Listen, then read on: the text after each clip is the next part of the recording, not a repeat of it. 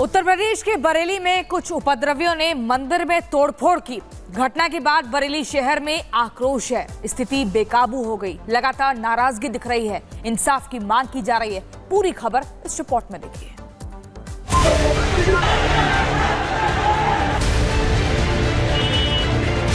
बरेली में फसाद, साजिश के पीछे जिहाद, फसाद की साजिश नाकाम, किसने दिया अंजाम? यूपी के बरेली शहर को एक बार फिर से सुलगाने की कोशिश, विरासत के शहर को नफरती आग में झोंकने की साजिश रची गई। ये तस्वीर बरेली के थाना इज्जत नगर के एरा रेडियोस के सामने मंदिर की। आरोप है कि कुछ उपद्रवियों ने मंदिर में तोड़फोड़ की। घटना सामने आने के बाद पूरा बरेली शहर आक्रोश में आ गया। घटना की संवेदनशीलता को देखते हुए प्रशासन ने मौके पर भारी पुलिस बल की तैनाती की। हिंदू समुदाय के लोगों को समझाया गया और आक्रोश को शांत करने का प्रयास किया गया। घटना की खबर मिलने के बाद विश्व हिंदू परिषद के कार्यकर्ता मौके पर पहुंचे। साजिश रचने वालों के खिलाफ कड़ी कार्रवाई की मांग की। एक कार्रवाई ऐसी हो कि जो नजीर हो कि ये बार बार जो धार्मिक एकत्रीकरण के लिए लोग जो इकट्ठे होते हैं, उससे किसी दूसरे धर्म के किसी मंदिर या किसी भी प्रतीक पर ऐसा वो ना हो, प्रतिकार ना हो। और जो 25 लोग यहाँ पर ऐसा लग रहा है, यहाँ पर क्षेत्र में से लोगों को बताया जा रहा है, उन पे जबरदस्त एक कार्रवाई हो। वहीं इस मामले को लेकर मौलानाओं की भी प्रतिक्रियाएं सामने आई। वो बस इसी बिना पे नहीं निकलने दे रहे, उनका परमिट है नहीं इधर का, तो वो चोरी छुपे निकले थे। और अभी इधर का परमिट है तो वो निकलने नहीं दे रहे हैं। क्या आपका जुलूस हर साल यहाँ से निकलता है? बिल्कुल हर साल निकलता है। ये पहला मामला नहीं है जब बरेली को अशांत करने की कोशिश की गई। बीते 24 जुलाई को भी इसी इलाके में मंदिर में घुसकर तोड़फोड़ की गई। ऐसे में सवाल यही कि क्या ये नफरती पैगाम है जिसके सहारे जानबूझकर माहौल खराब करने की कोशिश की गई। कल अनंत चतुर्दशी गणपति बप्पा के विसर्जन का अंतिम दिन, इससे ठीक एक दिन पहले बरेली शहर में मंदिर तोड़कर माहौल खराब करने की कोशिश की गई, लेकिन ना ही किसी मुस्लिम धर्मगुरु ने इसे लेकर बयान देना उचित समझा। यही हमला किसी मस्जिद या मदरसे पर हुआ होता तो अब तक विक्टिम कार्ड खेल रहे होते, हाय तौबा मचा दिया होता। लेकिन बरेली मुद्दे पर चुप्पी, ये चुप्पी क्या जिहादी मानसिकता को मौत समर्थन है?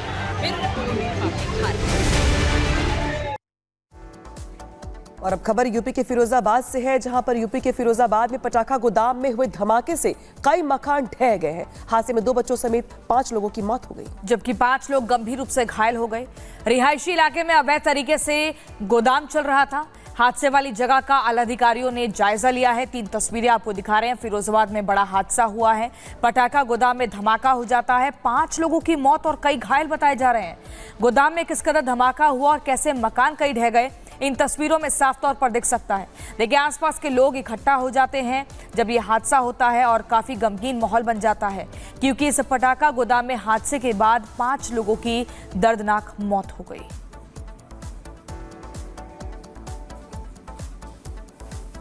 एक घर में जहां पटाखे का स्टोरेज कर रखा था, वहां पर विस्फोट हुआ और विस्फोट के बाद जो अगल बगल के घर थे उसमें भी जो छत थी वो उस विस्फोट के प्रभाव से गिर गई, जिसमें से कि अभी तक पुलिस ने यहाँ से 10 लोगों को पुलिस निकाल कर ले गई है। फायर सर्विस की टीम, पुलिस, मजिस्ट्रेट, सब लोगों की टीम ले गई है। शिकायत की गई है, पर शिकायत के टाइम पे नोट दिए जाते थे और पटाखे दे दिए, वो वहीं की वहीं मैटर सॉल्व हो जाता था, कोई कार्रवाई नहीं होती थी। कुल मिला के ये धमाका तो इतना तेज हुआ है, ये मान के चलो 300-400 मीटर 5 किलोमीटर एरिया में आराम से धमाका पहुंचा है और ईंट पत्थर कम से कम 300-400 मीटर दूर गिरे हैं जाके। किस तरीके से मकान दिख रहे हैं? सब डैमेज है। कितने मकान होंगे? ऐसा मान के चलो 15-16 मकान हो गए, तो ध्वस्त हो चुके हैं। बिल्कुल जमीन पे आ गए।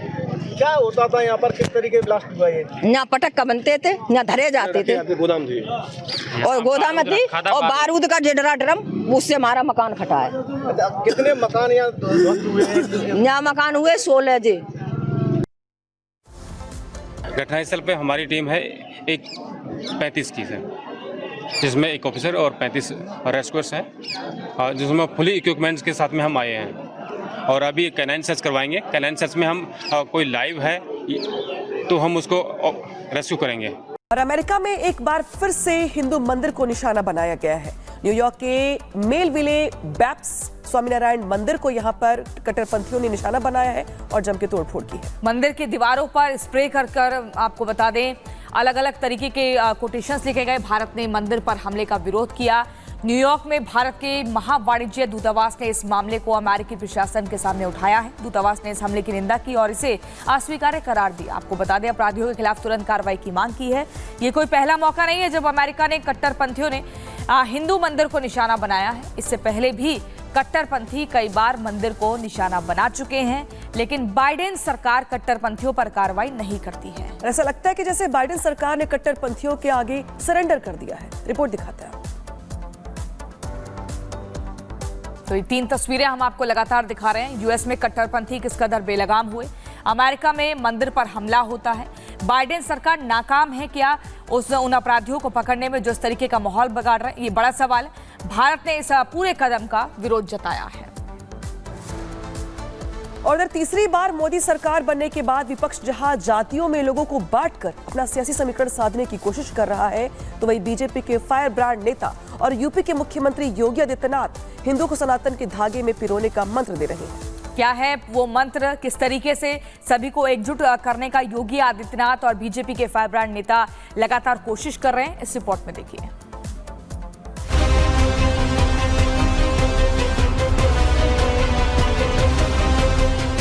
प्रदेश के मुख्यमंत्री और बीजेपी के फायर ब्रांड नेता योगी आदित्यनाथ एक बार फिर हिंदुत्व की पिच पर ताबड़तोड़ बैटिंग कर रहे हैं। लोकसभा चुनाव के बाद से सीएम योगी ने अपनी सियासी स्ट्रैटेजी में बदलाव किया है। विपक्ष जहां पीडीए और एमवाई फैक्टर के जरिए वोट बैंक साधने में जुटा है, वहीं सीएम योगी हार्डकोर हिंदुत्व के मुद्दे पर मुखर हैं। विपक्ष जहां जातियों में लोगों को बांटकर अपना सियासी समीकरण साधने की कोशिश कर रहा है, वहीं सीएम योगी हिंदुओं को सनातन के धागे में पिरोने का मंत्र दे रहे हैं। राष्ट्र से बढ़कर के कुछ नहीं हो सकता, कुछ नहीं हो सकता। और राष्ट्र तब सशक्त होगा जब हम एक रहेंगे, नेक रहेंगे, तभी नेक रहेंगे। बटेंगे तो कटेंगे।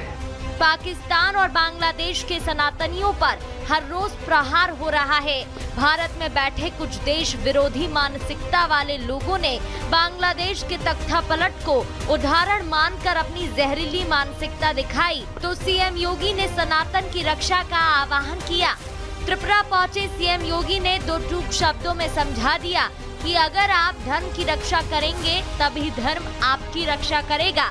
साथ ही सीएम योगी ने ये भी बताया कि सिर्फ मुरली से काम नहीं चलेगा, सुरक्षा के लिए सुदर्शन भी जरूरी है। धर्म एव हतोहंति धर्मो रक्षति रक्षिता। अगर आप धर्म की रक्षा करेंगे तो धर्म आपकी रक्षा करेगा। और यही हम सबकी शिक्षा है कि भगवान श्री कृष्ण की जब स्मृति हम सबके सामने आती है तो भगवान श्री कृष्ण एक हाथ में मुरली है तो दूसरे हाथ पे सुदर्शन भी तो है उनके हाथ में।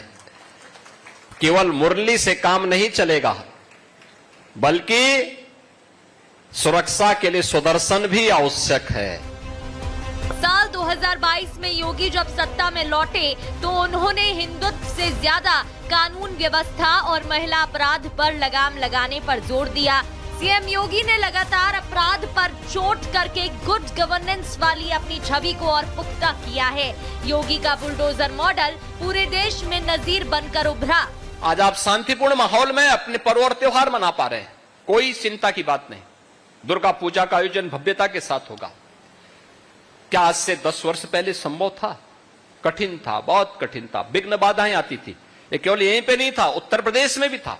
नहीं होते थे, पर्व और त्योहार आते थे, दंगे शुरू हो जाते थे। और आज यूपी में भी डबल इंजन की सरकार आई,